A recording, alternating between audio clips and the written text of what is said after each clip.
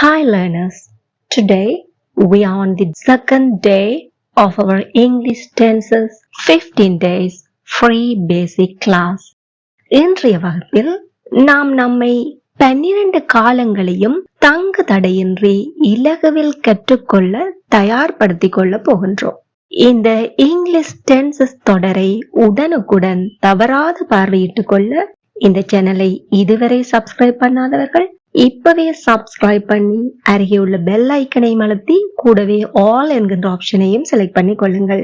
அப்போது என்னுடைய வீடியோக்கள் போடப்படும் போது உடனுக்குடன் நோட்டிபிகேஷன் கிடைத்துவிடும். நாம் இந்த டென்சஸை பிரதானமாக எதற்காக கற்றுக்கொள்ள வேண்டும்? பல காரணங்களை பார்த்தோம். அவற்றில் முக்கியமானது வாக்கியங்களை தெளிவாகவும் அர்த்தமுள்ளவையாகவும் உருவாக்க. அப்படியாயின் நமக்கு ஆங்கில வாக்கிய அமைப்புகள் தெரிந்திருக்க வேண்டும் அல்லவா? இதற்கு முதல் நீங்கள் டே 1 வீடியோ பார்வையிட்டிராவிடின் தயவு செய்து அதை பார்வையிட்டு விட்டு டே 2 வீடியோவை தொடருங்கள். லிங்க் டிஸ்கிரிப்ஷனில் கொடுக்கின்றேன். பிளேலிஸ்ட் லிங்கும் கூட டிஸ்கிரிப்ஷனில் காணப்படுகிறது. வாருங்கள் பார்த்துடலாம். சப்ஜெக்ட் வெர்ப், அதாவது SV பேட்டர்ன் அப்படின்னு சொல்லுவோம். அதே போல subject verb object SVO pattern அப்படின்னு சொல்லுவோம். மற்றொன்று சப்ஜெக்ட் வெர்ப் அட்வர்பியல் என்றவாறு, அதாவது SVA எனும் வடிவம். இதை விட வேறு வடிவமே இல்லையா அப்படின்னு நீங்க கேட்டீங்கன்னா இருக்கிறது. ஆனால் நம்ம பேசிக் கிளாஸ்ல இவை மூன்றுமே போதுமானது. இங்கு சப்ஜெக்ட் என்றால் என்ன? வாக்கியத்தின் எழுவாய். அப்போ வெர்ப் என்றால் என்ன? வினை சொல், செயலை குறிக்கும். உதாரணத்துக்கு ஷீலா போகிறாள். இங்கு செயல் என்ன? போ என்பது. ஆகவே it is the verb here. அதுதான் இங்கு வினைச்சொல். செயலை கண்டறிந்த பின் ஜார் அல்லது எது, who அல்லது what என்ற வினாவை எழுப்பும் போது வாக்கியத்தின் எழுவாயை நம்மால் கண்டறிய முடியும். ஆகவே இங்கு எழுவாய் என்ன? Sheela. It is the subject here. நன்றாக விளங்கிக் கொண்டீர்களா? வினைச்சொல்லை முதலாவது கண்டறிகின்றோம். அந்த செயலை செய்தது யார் அல்லது எது என்றவாறு வினாவை வினவும் போது நமக்கு எழுவாய் கிடைக்கப்பெறுகின்றது. அதுதான் சப்ஜெக்ட் அப்படின்னு ஆங்கிலத்துல சொல்றோம். ஆகவே இந்த வாக்கியத்தின் வடிவம் என்ன? ஒரு செயல் இருக்கின்றது, ஒரு எழுவாய் இருக்கின்றது. Subject verb. சப்ஜெக்ட் என்ன? ஷீலா. வெர்ப் என்ன? போதல், கோ.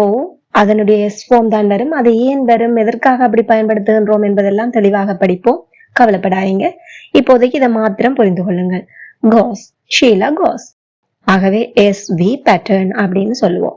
ஏன்? ஒரு எழுவாய் இருக்குது, பயனிலை இருக்குது. Subject and verb, SV pattern. அம்மா என்னை கூப்பிட்டார். இங்க செயல் என்ன? கூப்பிடு என்பது செயல். So it is the verb here. யார்? அம்மா. ஆகவே அம்மா என்பது வாக்கியத்தின் எழுவாய், சப்ஜெக்ட் here. ஜாரை அப்படின்னு கேட்டா தான் என்னை என்பது பதிலாக வரும். அம்மா கூப்பிட்டார், ஜார கூப்பிட்டார், என்னை. செயலை கண்டறிந்த பின் ஜாரை அல்லது எதை என்றவாறு வினாவை எழுப்பும் போது வாக்கியத்தின் செய்யப்படு பொருளை, அதாவது ஆப்ஜெக்டை கண்டறிய முடியும். அப்ப வாக்கியத்துல செய்யப்படு பொருளை எப்படி நாங்க கண்டறியலாம்? ஆப்ஜெக்ட், ஆங்கிலத்துல எப்படி சொல்லுவோம்? ஆப்ஜெக்ட். செயலை கண்டறிஞ்ச பிறகு நாங்க என்ன வினாக்களை கேட்க வேண்டும்? ஜாரை, எதை, அதாவது whom or what. இங்கு வாக்கியத்தின் வடிவம் subject verb object, SVO. Subject என்ன? my mom. வெர்ப் என்ன? கூப்பிட்டார், கடந்த காலத்துல சொல்றோம். ஆகவே called, யாரை, என்னை. my mom called me. my mom called me. நான் சோறு சாப்பிடுகிறேன். இங்கு செயல் என்ன? சாப்பிடு. ஆகவே சாப்பிடு என்பது வினைச்சொல். யார்? நான். எதை சாப்பிடுகிறேன்? யாரை என்ற அங்க பதில் இருக்காது. எதை? சோறு. ஆகவே இதனுடைய வடிவமும் SVO. I eat rice. I eat rice. ரொம்ப இலவா இருக்கா? அப்ப இப்ப 2 பேட்டர்ன் பார்த்துட்டோம். ஒன்று SV பேட்டர்ன், அடுத்தது SVO என்னும் பேட்டர்ன். இதெல்லாம் ஞாபகத்துல வச்சுக்கொள்ளுங்க. அப்புறம் நாங்கள் 12 டென்சஸையும் விரிவா படிக்க இது போன்ற கீவேர்ட்ஸ் சொல்லிக்க உங்களுக்கு அது தெளிவான விளக்கமாக இருக்கும். சப்ஜெக்ட் என்றா S, வேர்பண்டா வி ஆப்ஜெக்ட்ன்றதை நாங்க ஓ அப்படின்னு பயன்படுத்துகின்றோம். எப்படி சப்ஜெக்ட் கண்டறியலாம், எப்படி வேர்பை கண்டறியறோம், எப்படி ஆப்ஜெக்ட கண்டறியறோம், இதையெல்லாம் அறிந்து வைத்துக் கொள்ளுங்கள். அவள் பள்ளிக்கு சென்றாள். இங்கு செயல் என்ன? செல். ஜார் அவள். அப்போ பள்ளிக்குன்றத விடையா வரணும்டா என்ன மாதிரியான கேள்வி நாங்க கேட்கலாம்? எங்கு. அப்பதான் பள்ளிக்குன்றத விடையா வரும். எங்கே அல்லது எங்கு? பள்ளிக்கு. இது வாக்கியத்தின் ஒப்ஜெக்டா அப்படின்னு கேட்டா யோசிச்சு பாருங்க, ஜாரை அல்லது எதை என்று வினவும் போது வந்த விடையா? இல்ல. ஆகவே ஒப்ஜெக்ட் இல்ல. ஒப்ஜெக்ட் இல்லைன்ற உங்களுக்கு தெளிவா தெரிஞ்சிட்டு அது இந்த பேர் தான் என்னன்னு தெரியல. வாங்க பார்க்கலாம். அவன் இரவில் வேலை செய்கிறான். செயல் என்ன? வேலை செய். யார்? அவன். எப்போது என்று வினவினால்தான் இரவில் என்பது விடையாக கிடைக்கும். இதுவும் வாக்கியத்தின் ஒப்ஜெக்ட் ஆண்டா நிச்சயமா இல்லை. அப்ப முதல்ல எங்குன்றதுக்கு எங்களுக்கு விட கிடைச்சது, இங்க எப்போதுன்றதுக்கு ஒரு விட கிடைச்சிருக்கு. அடுத்த ஒரு வாக்கியம் பார்ப்போம். அவர்கள் அறையை நோக்கி நடந்து சென்றார்கள். செயல் என்ன? நடந்து செல். யார்? அவர்கள். திசை ஒன்றை சொல்றோம், அறையை நோக்கி. அப்ப இதுவும் ஆப்ஜெக்டா வர முடியாது. ஏன்? யாரை எதை என்றதுக்கு விட வந்தா தான் அது ஆப்ஜெக்ட். இவ்வாறாக பிளேஸ், டைம், ரீசன், டிரெக்ஷன் என்பவற்றை எடுத்து கூறி, அதாவது இடம், நேரம், காரணம், திசை என்பவற்றை எடுத்து கூறி where எங்கே, when எப்போது, how எப்படி, why ஏன், to what extent எது வரைக்கும் போன்ற வினாக்களுக்கு விடையளிக்கக்கூடிய வாக்கியத்தின் சொல் அல்லது சொற்றொடரே adverbial எனப்படும். எப்படி சொல்வோம்? adverbial. இந்த adverbial இன்னமும் விளக்கமாக படிக்க முடியும். இங்க இந்த லோகத்தோடு நிறுத்திக் கொள்வோம். அப்ப இதை நாங்க எப்படி சொல்லலாம்? adverbial அப்படின்னு சொல்வோம். அல்லது ஸ்பெசிபிக்கா இந்த இவ்வளவு வினாவையும் வைத்து மாத்திரம் சொல்ல வேண்டுமானால் adjunct அப்படின்னு கூட சொல்லலாம். ஆனால் நீங்கள் ஞாபகத்தில் வைத்துக் கொள்ளுங்கள் adverbial என்று சொல்லி. ஏன்னு சொன்ன adjunct மாத்திரம் இல்லாமல் adverbial அடங்குற மற்றிரு பாகங்களும் கூட ஏ என்பதால் குறிக்கப்படும். அதெல்லாம் நாங்க பிறகு படிக்கலாம். இப்போது அதையெல்லாம் யோசித்து குழப்பிக் கொள்ளாதீர்கள். adverbial என்றதுல என்ன நடங்குது? பிளேஸ், டைம், ரீசன், டிரெக்ஷன் என்பவற்றை எடுத்து கூறக்கூடிய where, when, how, why, to what extent என்பவற்றுக்கு விடையாக அமையக்கூடியவை.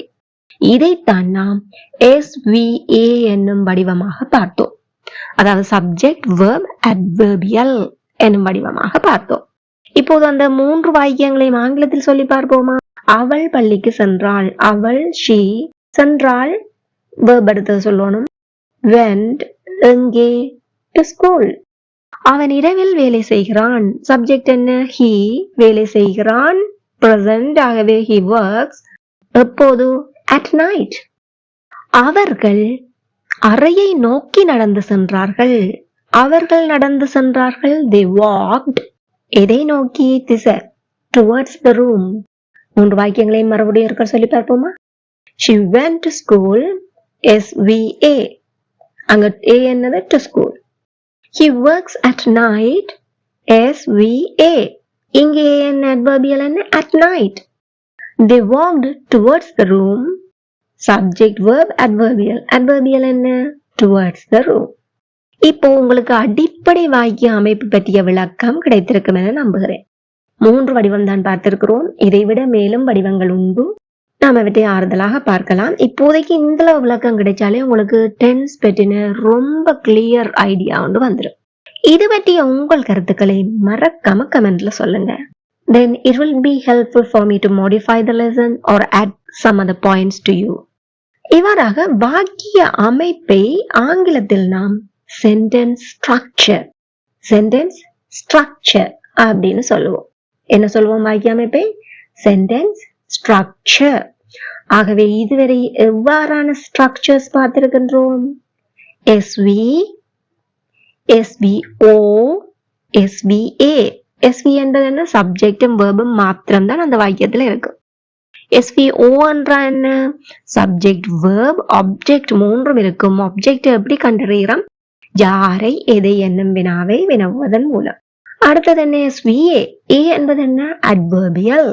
இங்கு நாங்கள் குறிப்பிடுகின்ற adverbial ஸ்பெஷல் நேம் குறிப்பிட்டு நாங்கள் சொல்லலாம் adjuncts அப்படின்னு சொல்லலாம். அவை என்னென்ன வினாக்களை கேட்பதன் மூலம் எங்களுக்கு விடையாக கிடைக்கும் என்று சொன்னால் where, when, how, why, to what extent. ரொம்ப நன்றாக புரிந்து கொண்டீர்களா? Very good. மறக்காம ஒரு லைக் பண்ணிடுங்க. அதன் மூலம் தான் நான் உங்களுக்கு இந்த லெசன் புரிந்து கொள்ளக்கூடியதாக இருக்கிறதா இல்லையா என்பதை நான் அறியக்கூடியதாகவும் இருக்கும். அது மட்டுமல்லாமல் உங்களைப் போலவே கற்பதில் ஆர்வமுள்ள அனைவருடனும் இந்த வீடியோ ஷேர் ஆகியும் கொள்ளும். ஆங்கிலத்தில் செய்யப்படும் பொருள், அதாவது ஆப்ஜெக்ட் பற்றிய மற்றும் ஒரு கருத்து நீங்க அறிந்திருக்க வேண்டிய அவசியம் உண்டு. பார்த்துடலாமா? நான் அவளுக்கு பரிசு ஒன்றை கொடுத்தேன். இங்கே 2 வாக்கியங்களை நாங்கள் காணக்கூடியதாக இருக்கு. நான் அவளுக்கு கொடுத்தேன், நான் பரிசு ஒன்றை கொடுத்தேன். இந்த 2 கருத்துக்கள் அங்கே பொதிந்துள்ளன. நான் அவளுக்கு கொடுத்தேன் என்னும் போது சப்ஜெக்ட் என்ன நான், வேர்ப் என்ன கொடுத்தேன், யாரை எதை என்னும் போது விடை வருமா? இல்லை. யாருக்கு என்னும் போது விடை கிடைக்கும் அவளுக்கு. இவ்வாறாக யாருக்கு அல்லது யாருக்காக, டு whom அல்லது for whom என்னும் வினாவை வினவும் போது கிடைக்கின்ற விடைகளை நாம் இன்டிரெக்ட் ஆப்ஜெக்ட் அப்படின்னு சொல்வோம். ஆப்ஜெக்ட் தான் எப்படிப்பட்ட ஆப்ஜெக்ட்? Indirect object. நேரடியான செயல்படுபொருள் இல்லை, இன்டிரெக்ட். இதுவே மாறி அடுத்த வாக்கியத்தை பாருங்கள். நான் பரிசு ஒன்றை கொடுத்தேன். நான் கொடுத்தேன், சப்ஜெக்ட் வெர்ப் வந்துட்டது. எதை கொடுத்தேன்? பரிசு ஒன்றை. ஆகவே எதை என்பதற்கு விடையாக வந்த பரிசு ஒன்றை என்பது டிரெக்ட் ஆப்ஜெக்ட். அதாவது ஜாரை எதை என்னும் வினாவை வினவும் போது கிடைக்கும் விடைகள் டிரெக்ட் ஆப்ஜெக்ட் என்று வரும். யாருக்கு அல்லது யாருக்காக என்று கேட்கும் போது கிடைக்கும் விடைகள் இன்டிரெக்ட் ஆப்ஜெக்ட் என்று வாரம் பொருள் கொள்ளப்படும். ரொம்ப இலகுவா இருக்கா? மறக்காம ஒரு லைக் பண்ணிடுங்க. ஆகவே நான் அவளுக்கு பரிசொன்றை கொடுத்தேன் என்னும் வாக்கியத்துல இன்டிரெக்ட் ஆப்ஜெக்ட முதலாவத நாங்க சொல்லணுமா, டிரெக்ட் ஆப்ஜெக்ட முதலாவத சொல்லணுமா அப்படின்னு சொன்னா பொதுவா நாங்க இன்டிரெக்ட் ஆப்ஜெக்ட தான் முதலாவத சொல்லுவோம். அப்படி சொல்லாத பட்சத்தில் இன்டிரெக்ட் ஆப்ஜெக்டுக்கு நாங்கள் அவளுக்கு என்பதற்காக டு என்னும் ப்ரப்போசிஷன் பயன்படுத்த வேண்டிய தேவை ஏற்படும். இப்ப உங்களுக்கு ப்ரப்போசிஷன் அப்படின்னா என்ன என்கின்ற சந்தேகம் எழுமாயின் பார்ட்ஸ் ஆஃப் ஸ்பீச் 8யுமே தெளிவாக ஒரு 10 days வீடியோவாக நான் கொடுத்துள்ளேன். அந்த பிளேலிஸ்டின் லிங்கும் டிஸ்கிரிப்ஷனில் கொடுக்கின்றேன், சென்று பார்த்து கொள்ளுங்கள். நான் அவளுக்கு பரிசொன்றை கொடுத்தேன் என்னும் வாக்கியத்தை 2 வகையிலும் சொல்லி பார்ப்போம். இன்டைரக்ட் ஆப்ஜெக்ட முதலாவதா போட்டு பார்ப்போம். அதாவது ஐ கேவ், யாருக்கு? அவளுக்கு. ஐ கேவ் ஹர், எதை கொடுத்தேன்? a gift. I gave her a gift. அதாவது subject verb, indirect object, direct object, indirect object, direct object என்றவாறு சொல்கின்றோம். இதே மாதிரி டைரக்ட் ஆப்ஜெக்ட முன்னுக்கு சொல்லிடுறோம் என்று பார்ப்போம். I gave a gift her அப்படின்னு சொல்லலாது. அப்ப உடனே அங்க என்ன செய்ய வேண்டும்? to her என்றவாறு சொல்ல வேண்டும். I gave a gift to her. 2 வகையில இந்த வாக்கியத்தை சொல்லலாம். இன்டைரக்ட் ஆப்ஜெக்ட வினைச்சொல்லோடைய போட்டுட்டோம் என்று சொன்னால் ப்ரப்போசிஷன் தேவைப்படாது. டைரக்ட் ஆப்ஜெக்ட கொண்டு வந்து வேர்போட போட்டுட்டா ப்ரப்போசிஷன் தேவைப்படும். 2 வகையையும் சொல்லி பார்ப்போம்.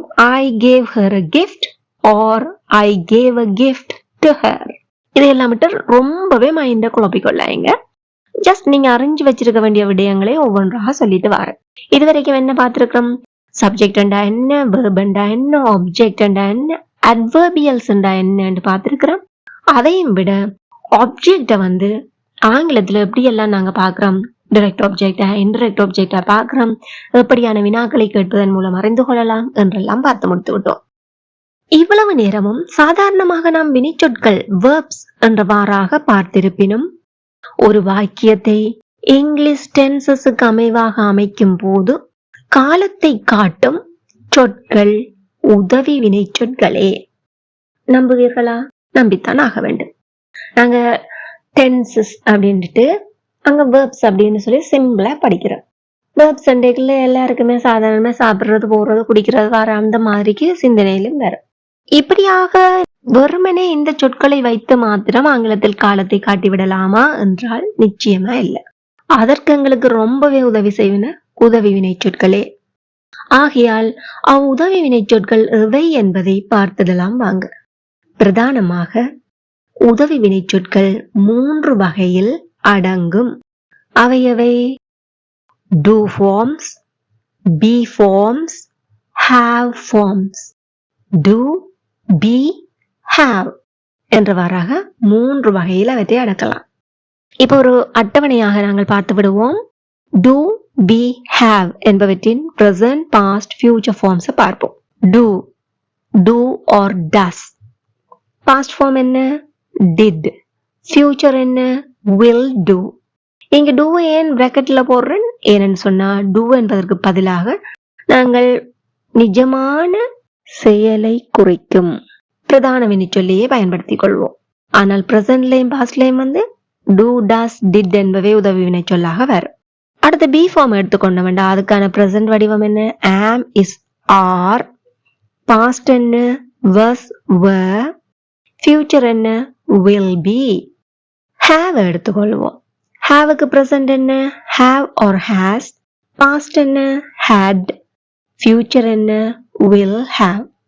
இங்கு நாம் do forms பற்றி ரொம்ப ஜாக்கிரதையாக இருக்க வேண்டும். உதாரணத்துக்கு பார்ப்போம். play. இதுக்கு ஈக்குவலா நாங்க சொல்லலாம் do play. எதற்காக டூவை சொல்லுகின்றோம்? செயலை வலியுறுத்தி கூற. உங்களுக்கு ஞாபகம் இருக்கும், நான் கூட பல வீடியோகள்ல சொல்லியிருக்கிறேன், do comment, do subscribe. ஏன் வலியுறுத்தி கூறுகிறேன்? கட்டாயம் கமெண்ட் பண்ணுங்க, கட்டாயம் சப்ஸ்கிரைப் பண்ணுங்க. அந்த மாதிரி அப்ப ஒரு செயலை வலியுறுத்தி சொல்ல வேண்டுமாயின் அந்த இடங்கள்ல இந்த டூவை நாங்கள் பிரிச்செடுத்து போட்டு காட்டுவோம். அதே போல சிங் அப்படி சொல்லலாம், do sing. cook, do cook. அந்த மாதிரி சொல்லிக் கொள்ளலாம். பொதுவா நாங்கள் அதை வெளிப்படையா காட்டி எழுதுவதில்லை. காட்டுவது எதற்காக? செயலை வலியுறுத்தி கூறுவதற்கு. காட்டினால் தப்பா? நிச்சயமா இல்லை. ஆனா டூக்கு அழுத்தம் கொடுத்து நாங்க பேச வேண்டும். அழுத்தம் இல்லாம பேச முடியாது. we have to stress. அடுத்து நாங்க பார்ப்போம் cooks. cooks என்னும் போது அதை நாங்க சொல்லலாம் does cook. டஸ்ஸையும் போட்டு திருப்பி குக்ஸ் அப்படின்னு சொல்லிடக்கூடாது. ஏன்? குக்ஸ் என்பதில் உள்ள அந்த எஸ் தான் டூவோட சேர்ந்து டஸ் ஆக மாறியுள்ளது. ஆகவே டஸ் குக். அதே போல writes, does write. Opens, does open என்றவாறு பார்க்க முடியும். பொதுவாக நாங்கள் பிரசன்ட் டென்ஸ்ல, சிம்பிள் பிரசன்ட் டென்ஸ்ல do play, does cook என்றவாறாக பயன்படுத்துவது குறைவு. வலியுறுத்தி கூற விரும்பின் கட்டாயம் சொல்வோம், அல்லாவிடில் சாதாரணமா சொல்ல மாட்டோம். உங்களுக்கு தெரியும், மேத்ஸ்ல நாங்க பிளஸோ மைனஸ் அப்படின்னு சொல்லி நம்பர்ஸ் படிப்போம். ஆனா சாதாரணமா பாசிட்டிவ் நம்பர்ஸுக்கு எல்லா சந்தர்ப்பத்திலையும், அது ஒரு வினாவிடை போட்டியாக இருந்தால் பாசிட்டிவோ நெகட்டிவ்ன்ற மாதிரி நாங்கள் கொடுப்போம். ஆனால் சாதாரணமாக பயன்படுத்திக்கல பாசிட்டிவ் இலக்கங்களுக்கு நாங்கள் பிளஸ் போட்டு எழுதுவது இல்லை. அதே போன்ற ஒரு செயல்பாடு தான் இங்கு do play, does cook என்றவாறு நாங்கள் சாதாரண வாக்கியங்கள்ல பயன்படுத்துறது இல்லை. ஆனா அப்படி நாங்க பயன்படுத்தாட்டிலும் அர்த்தம் என்ன உள்ளே மறைந்திருக்கிறது. வலியுறுத்தி கூற விரும்பி அவற்றை நாங்க வெளிப்படையாகவே சொல்லவும் முடியும். அடுத்து நாங்க பார்ப்போம் played. இதை நாங்க சொல்லலாம் did play. அப்ப playedல ஒளிஞ்சிருப்பது என்ன? did என்பது. sang, did sing. wrote, did write. அப்ப இறந்த கால வடிவத்தில் ஒளிந்திருப்பது என்ன? did. இங்கேயும் நாம் செயலை வலியுறுத்தி கூற விரும்பி did என்பதை அழுத்தி சொல்லி வாக்கியங்களை சொல்ல முடியும். இப்ப ஒரு ஸ்மால் ரீகேப் ஒன்று பார்த்துடுவோம். நான் ஒரு சில வினைச்சொற்களை சொல்கின்றேன். அவற்றை எவ்வாறு do forms பயன்படுத்தி வலியுறுத்தி கூறலாம் என்று நீங்கள் ட்ரை பண்ணி பாருங்க. watch, run, watches, closed, slept, vibes. விடைகளை பார்ப்போமா? watch, do watch. run, do run. watches, does watch. closed, did close. slept, did sleep. wipes, does wipe. I believe, நான் நம்புறேன் நீங்க எல்லாரும் எல்லாமே சரி எடுத்திருப்பீங்க.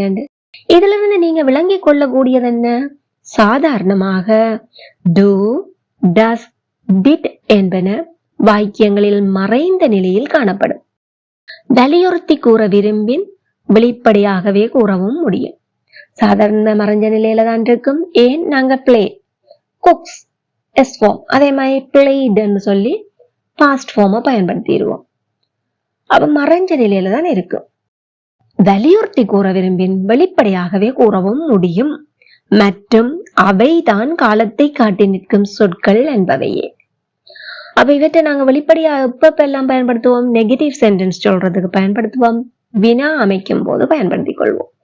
பாசிட்டிவ் ஸ்டேட்மெண்ட்டுக்கு மாத்திரம்தான் பயன்படுத்துவது இல்லை. பயன்படுத்தலாம் எப்போது வலியுறுத்தி கூறுவதற்கு. ஃபியூச்சர் டென்ஸில் எக்காரணத்தை கொண்டும் டூ என்பது வெளிப்படாது. அதனாலதான் பிராக்கெட்டுக்கு போட்டு காட்டினோம். வில் பிளஸ் டூ க்கு பதிலாக உண்மையான செயலை குறிக்கும் வினை வடிவங்களே இடம்பெறும். உதாரணத்துக்கு பார்ப்போமானால் will watch, will do watch அப்படின்னு சொல்ல மாட்டோம். Will watch, will go, will come என்றவாறுதான் தெரிவிப்போம். அடுத்து have ஃபார்ம்ஸை எடுத்து நோக்குவோமாயின், இவை ஹெல்பிங் வெர்ப்ஸ் ஆக வரும்போது பிரதான வினைச்சொல் உருமாற்றம் பெற்ற எச்ச வினையாக, அதாவது இறந்த கால வினை எச்சமாகவே வரும். have ஃபார்ம்ஸ் ஹெல்பிங் வெர்பா வந்துட்டால் பிரதான வினை இறந்த கால வினை எச்சமாகவே வரும். இறந்த கால வினை எச்சத்தை ஆங்கிலத்தில் எப்படி சொல்வோம்? பாஸ்ட் பார்ட்டிசிபிள் அப்படின்னு சொல்வோம். பிரசன்ட் நிகழ்காலத்துல have or has plus past participle என்றவாறும், past அதாவது இறந்த காலத்துல had plus past participle என்றவாறும், future எதிர்காலத்தில் will have plus past participle என்றவாறும் இடம்பெறும். அப்ப have forms ஹெல்பிங் வெர்பா கண்டுட்டா உங்களுக்கு மைண்ட்ல டக் கிளிக் ஆக வேண்டியது என்ன? அதுக்கு பின்னால வரக்கூடிய பிரதான வினைச்சொல் பாஸ்ட் பார்ட்டிசிபிளில் மாத்திரமே வர வேண்டும். ஞாபகத்தில் வைத்துக் கொள்ளுங்கள். இதற்கு உதாரணங்களை எடுத்து நோக்குவோமாயின், நான் சாப்பிட்டு இருக்கிறேன். நிகழ்காலத்துல I have eaten. eaten என்பது eat என்பதனுடைய பாஸ்ட் பார்ட்டிசிபிள். அவள் சாப்பிட்டு இருக்கிறாள். She has eaten. இதுவே கடந்த காலத்துல சொல்ல வேண்டுமாயின், நாம் சாப்பிட்டு இருந்தோம் என்று we had eaten. அவர்கள் சாப்பிட்டிருப்பார்கள். They will have eaten. இங்க நீங்கள் நன்றாக நோக்குங்கள். Subject I, she, we, they இவை இருக்கின்றன. ஒன்றுக்கொன்று வேறுபட்ட சொற்கள் தான். eaten என்பது எப்போதுமே ஒரே சொல்லாகவே காணப்படுகிறது. இருக்கிறேன் என்னும் போதும் ஈட்டன் தான், இருக்கிறாள் ஈட்டன், இருந்தோம் ஈட்டன், இருப்பார்கள் ஈட்டன். ஆனால் இங்கு வேறு வேறு காலங்களை பயன்படுத்தியுள்ளோம். நிகழ்காலம், இறந்த காலம், எதிர்காலம். அப்போ காலத்தை காட்டி நின்றவை அவை. Very good. have forms. have has up கண்டோன்னு எங்களுக்கு விளங்கிட்டது present என்று சொல்லி, had பார்த்தோன்னு எங்களுக்கு விளங்குது past என்று சொல்லி, will have பார்த்தோன்னா future அப்படின்னு இனங்கண்டு கொள்கின்றோம். இப்போது உங்களுக்கு நன்றாக புரிந்ததா? காலத்தை காட்டி நிற்பனவை ஹெல்பிங் வெர்ப்ஸ், பிரதான வினைச்சொல் அல்ல. அடுத்து நாங்க பி ஃபார்ம்ஸை எடுத்து நோக்குவோமாயின், இவை ஹெல்பிங் வெர்ப்ஸ் ஆக வரும்போது பிரதான வினைச்சொல் உருமாற்றம் பெற்ற எச்ச வினையாக வரும். have ஃபார்ம்ஸுக்கும் உருமாற்றம் பெற்றுத்தான் வருது, பி ஃபார்முக்கும் உருமாற்றம் பெற்றுத்தான் வரும். ஆனா டூ ஃபார்ம்ஸ்ல உருமாற்றம் பெறவில்லை. ஞாபகத்தில் வைத்துக் கொள்ளுங்கள். இவை ஹெல்பிங் வெர்ப்ஸ் வரும்போது எப்படி வரும் என்று பார்க்கின்றோம். பிரதான வினைச்சொல் உருமாற்றம் பெற்ற எச்சவினையாக. அது எப்படிப்பட்ட எச்சவினை? நிகழ்கால வினையெச்சமாக இருக்கும். நிகழ்கால வினையெச்சத்தை ஆங்கிலத்தில் எப்படி சொல்வோம்? Present participle. நிகழ்காலத்தை குறிக்குது பிரசன்ட் பார்ட்டிசிபிள் அப்படின்னு சொன்ன எச்ச வினை. பிரசன்ட் நிகழ்காலத்துல am, is, or plus present participle என்றவாறும், பாஸ்ட் இறந்த காலத்துல was or were என்பதுடன் பிரசன்ட் பார்ட்டிசிபிளும், எதிர்காலத்தில் will be என்பதுடன் பிரசன்ட் பார்ட்டிசிபிளும் பயன்படுத்தப்படுகிறது. உதாரணங்களை எடுத்து நோக்குவோமாயின், நான் சாப்பிட்டு கொண்டு இருக்கிறேன். I am eating. அவன் சாப்பிட்டு கொண்டிருக்கிறான். He is eating. அவர்கள் சாப்பிட்டு கொண்டிருக்கிறார்கள். They are eating. ஷீலா சாப்பிட்டு கொண்டு இருந்தாள். Sheila was eating. பிள்ளைகள் சாப்பிட்டு கொண்டு இருந்தார்கள். Children were eating. நீங்கள் சாப்பிட்டு கொண்டு இருப்பீர்கள். You will be eating. இங்கும் subject I, he, they, Sheila, children, you என்று வந்துள்ளன. ஆனால் பிரதான வினைச்சொல் சாப்பிடுதல் என்பதை எடுத்து நோக்குவீர்களானால் ஈட்டிங் ஈட்டிங் என்றவாறு தான் வந்துள்ளது அனைத்து வாக்கியங்களிலும். ஆனால் நாங்கள் 3 காலத்தையுமே பயன்படுத்தியுள்ளோம்.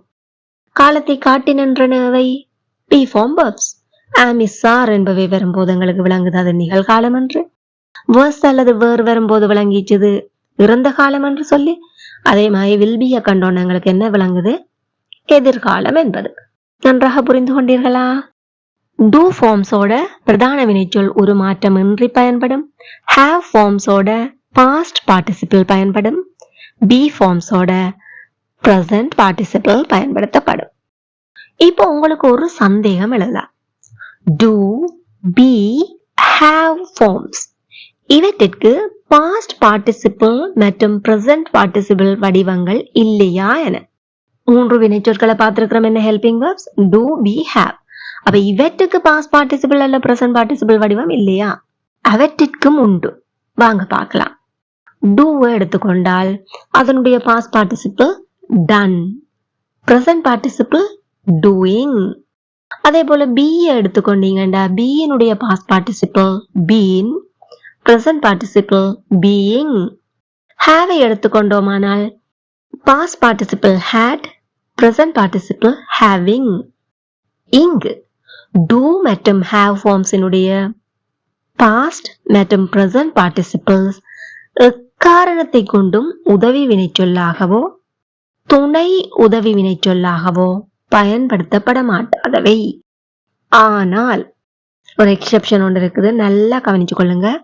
ஆனால் be forms ஆன been மற்றும் being, been மற்றும் being என்பவை காலத்தை காட்டவல்ல நிகழ்வின் தன்மையை தொடர்ச்சியை காட்ட பயன்படும். இப்போ இவற்றை பற்றிய தெளிவு மாத்திரமே போதுமானது. ரொம்ப ஆழமா யோசிச்சு பயப்படாதீங்க. நாங்க தேவை ஏற்படைகள்ல மறுபடியும் விளங்கப்படுத்தி பார்த்து கொள்ளலாம். மற்றும் மறுபடியும் குறிப்பாக do forms மற்றும் have forms செயலை குறிக்கும் பிரதான வினையாகவும் be forms இணைக்கும் பிரதான வினைச்சொல்லாகவும் பயன்படுத்தப்படக்கூடியன. அப்ப இவை பிரதான வினைச்சொல்ல பயன்படுக அப்படி வரும்ன்றதை பற்றி பார்த்து விட்டோம். ஒரு சின்ன ஒரு recap. do, does, did plus base form of the verb. am is are, was were, will be plus present participle. have has, had, will have plus past participle.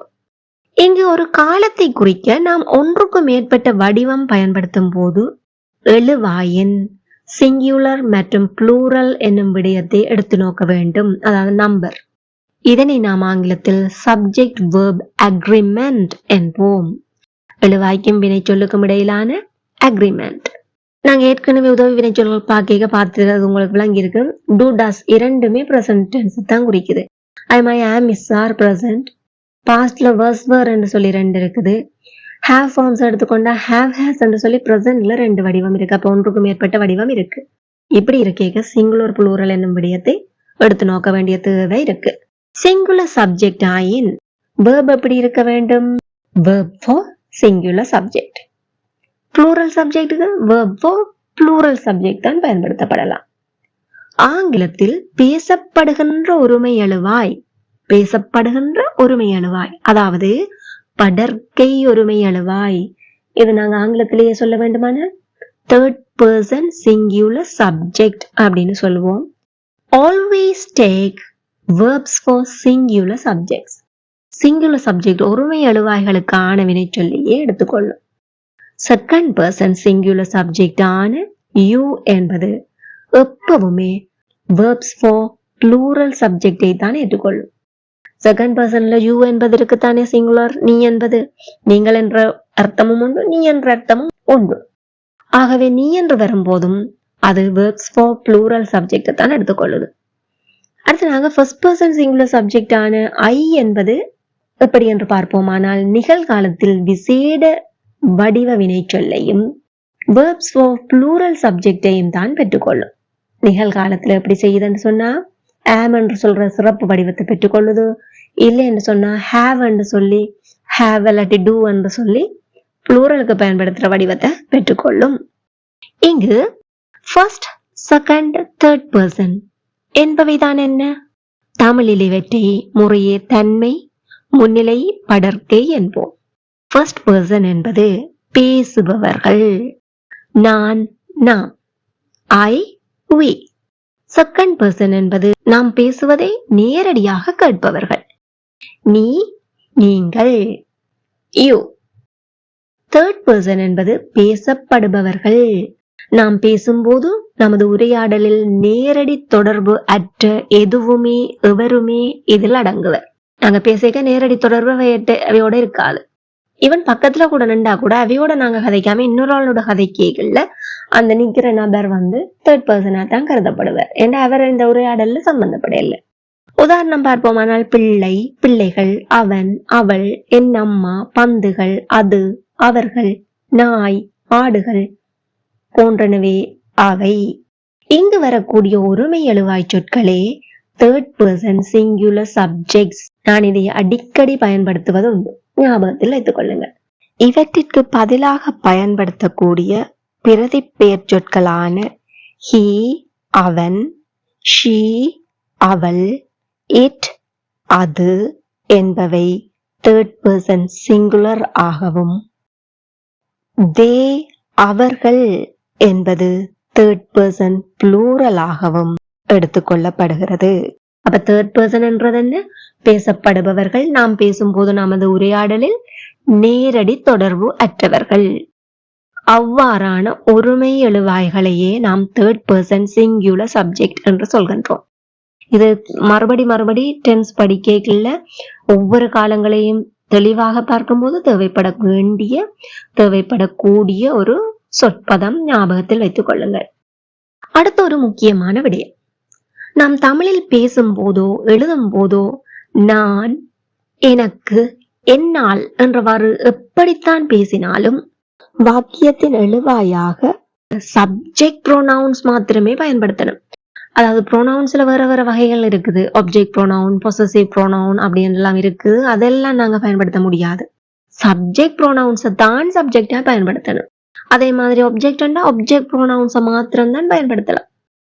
அதாவது எனக்கு என்பதை கண்டவுடன் மீ, டு மீ அப்படின்னு பயன்படுத்த முடியாது. நேரடி ஆங்கிலத்துல மொழிபெயர்த்துடுவோம் அப்படின்ட்டு மீ அல்ல டு மீ என்று சொல்லி நீங்கள் மொழிபெயர்த்திட முடியாது. அதே போல என்னால் என்பதை கண்டவுடன் பை மீ என்று பயன்படுத்த முடியாது. அது வாக்கியத்தின் எழுவாயா இருந்தா ஐ என்பதை மாத்திரம்தான் நீங்கள் பயன்படுத்த முடியும். அப்போ சப்ஜெக்ட் ப்ரோனவுன்ஸ் அவை எல்லாரும் சேர்ந்து சொல்லி பார்த்துடலாமா? First person I, we. Second person you.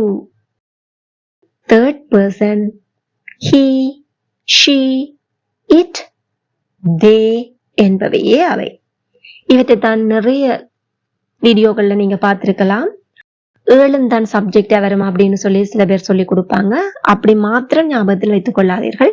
இந்த ஏழும் சப்ஜெக்டாக வரக்கூடியன. அப்ப இதை தவிர வேற ஒன்றும் சப்ஜெக்டா வராதான் வரும். யார் இல்லையான்றா? நிச்சயமா வரும். அப்ப நாங்க இந்த சிங்குலர் ப்ளூரல் தெளிவை ஏற்படுத்துறதுக்காக சில நேரங்கள்ல இந்த ஏழையும் பயன்படுத்திக் கொள்கின்றோம்.